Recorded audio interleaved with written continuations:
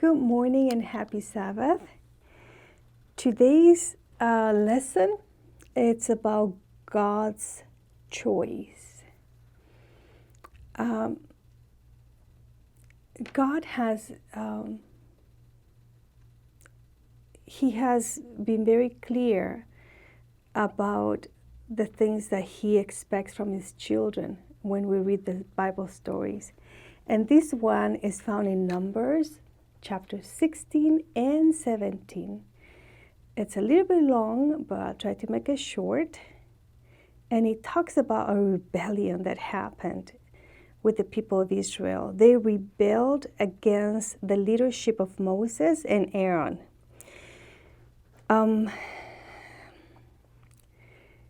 Moses was their leader, but every one of them felt that they were just as important and as holy as perhaps Moses.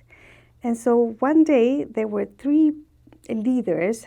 One was Korah, who was the son of Ishar, and Ishar was the son of Kohath, which was the son of Levi. So they were from the Levites. And then there was the other two, that was Dathan and Abiram. And those two were sons of Reuben. So these people were really close related with Moses and Aaron, the Levites. But they still felt jealousy. And so one day, three of them, plus 250 representatives of the congregation, they went to Moses and accused him of exalting himself above everyone else and taking too much into his power or his command. And so Moses told them, don't worry, tomorrow you will see whom God chooses for the leadership. So tomorrow you're going to take the censers. The censers, it says here, were incense containers. But these incense containers were very special. Okay, they had to put the fire in them, and then the incense, and they had to present that in front of the Lord, and God would choose whom He would take.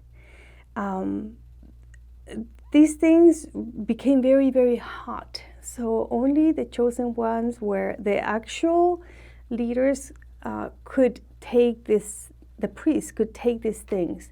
Anybody else that tried to do that will die with the fire. And so, let me see, in verse 16 here I have, because in chapter 16, verse 16, he said to them, tomorrow you and all your company will be present before the Lord, you and they as well as Aaron, and let each take his censer and put it in the incense in it, and each of you bring his censer before the Lord, 250 censers, both you and Aaron, each with his censers. So every man took his censer, put fire in it, laid the incense on it, and stood at the door of the tabernacle of meeting, which Moses and Aaron and Korah gathered at the congregation against them at the door of the tabernacle of meeting. Then the glory of the Lord appeared to all the congregation. And the Lord spoke to Moses and Aaron, saying, separate yourselves from among this congregation, that I may consume them in a moment.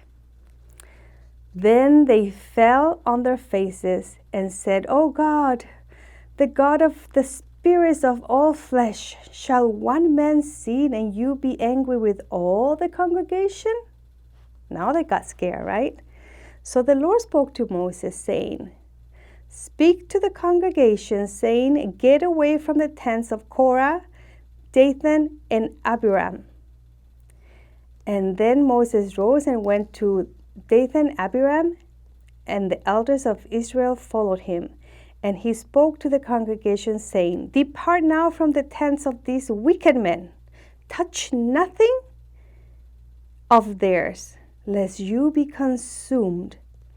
So they got away from around the tents, and Abiram says came out and stood at the door of their tents with their wives, their sons, their little children, everyone.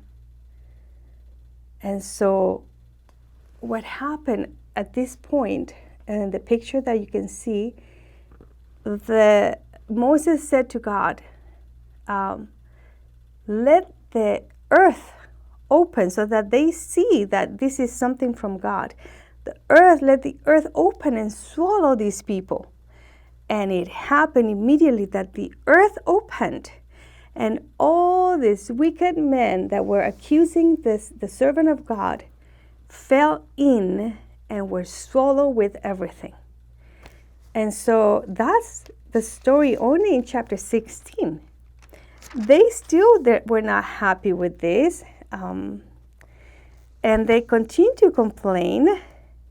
And then they had another very, very terrible thing that happened.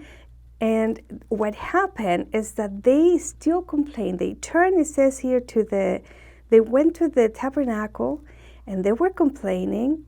And then because they did not want Moses and Aaron to be their leader. And so it says, all of a sudden a cloud came over them, and it was on top of the tabernacle of the meeting. And the Lord spoke to Moses, saying, "Get away from among this congregation, that I may consume them in a moment." They fell on their faces, and Moses said to Aaron, "Take a censer and put fire in it from the altar. Put incense on it, and take it quickly to the congregation and make atonement for them." And the plague had already begun. And it says that where the incense, the smoke of the incense covered up, all those people were safe. But those who were not covered by the incense that Aaron made the atonement were dead like that. It was a plague that killed, I think it was more than 2,000 men. I read it here, but it was a huge amount of people here. There were 14,700 who were affected by this and died. So this is chapter 16. And when you go to chapter 17, it's even more amazing, because they wanted to know for sure, how can they know that Aaron can be a leader? Moses, they accepted it, but Aaron. And so what God told Moses was for every one of the 12 tribes, representatives had to come and bring a stick. And the following day, there will be a sign of the chosen one. So everyone brought the rods, and also Aaron and all the other ones. And they left it inside the sanctuary. And when the next day came and they went in to take, everybody was to take their own rod. Every rod was still the same. And when they went to get the rod from Aaron, this rod had the blossom of almonds with ripe almonds in it. And what is really interesting is that the Jewish, I have this in here, it says that this was particularly appropriate because the Hebrew term for blossom was also used for the high priest's golden crowns render plate. And so the bowls of the lampstand in the sanctuary were shaped like almond blossoms. So it was related, everything was related. There was no question for them. And sometimes God has to be so extremely, sometimes He gives us so clear signs that we are rebelling against something. And some people still don't see it. They continue in their rebellion.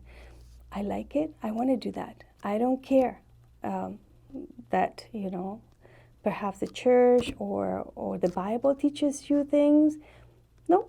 When they want to do something, they want to do it. And when they don't want to listen to somebody, they don't listen to someone. And many times, even people go against the leaders of the churches or the leaders in maybe society. We have to trust that God is leading everything, and we need to accept whether we like it or not. And so when it says here, God's choice, means that if God puts someone in the leadership position, we ought to pray for them and help out, not go against them. And so as a Christian community, we need to help each other instead of backstabbing each other. And so the memory verse is found in Revelations chapter 14, verse 7. And it says, "Worship him who made the heavens, the earth, the sea, and the springs of water." So let's not go against God. Let's not get so used to what is done outside in the world, but what is talked about in the Bible. Obedience and respect are part of worshiping. So if we have no respect and we don't like to obey, maybe we're not worshiping the right way. And so I hope you like the story. It's a little bit scary, right? But God always tells the people beforehand.